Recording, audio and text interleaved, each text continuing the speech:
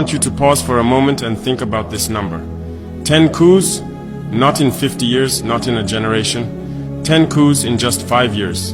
Mali, Burkina Faso, Guinea, Niger, Gabon, Sudan, Chad, and more attempts we are not even allowed to discuss openly. Every time it happens, the same voices rise.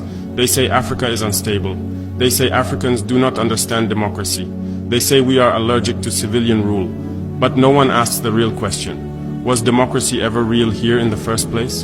Because what we were given was not power in the hands of the people. It was elections without sovereignty, ballot boxes guarded by foreign interests, presidents who spoke the language of their people during campaigns, then answered to outsiders once elected. For decades, Africans voted and voted again, yet our resources kept leaving, our debts kept growing, our armies stayed under-equipped, our youth kept migrating, our currencies stayed controlled, our future stayed negotiated in rooms we were never invited into. So when soldiers step in, I do not ask first whether they wear uniforms or suits. I ask something more dangerous. Who were the civilians really serving? Because if democracy means choosing leaders who cannot protect land, dignity, or independence, then we must be honest with ourselves. Maybe what failed was not Africa.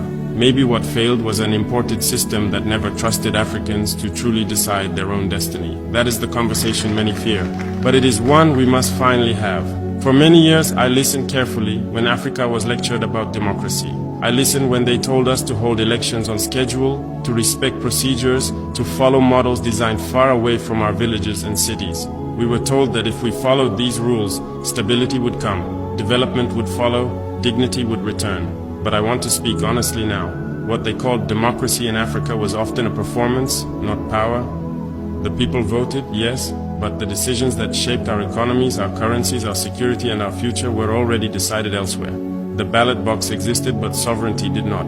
I ask you to remember what life looked like under so-called democratic governments. Gold was extracted, yet communities around the mines remained poor. Cotton was exported, yet farmers stayed trapped in debt. Soldiers wore uniforms, yet lacked basic equipment.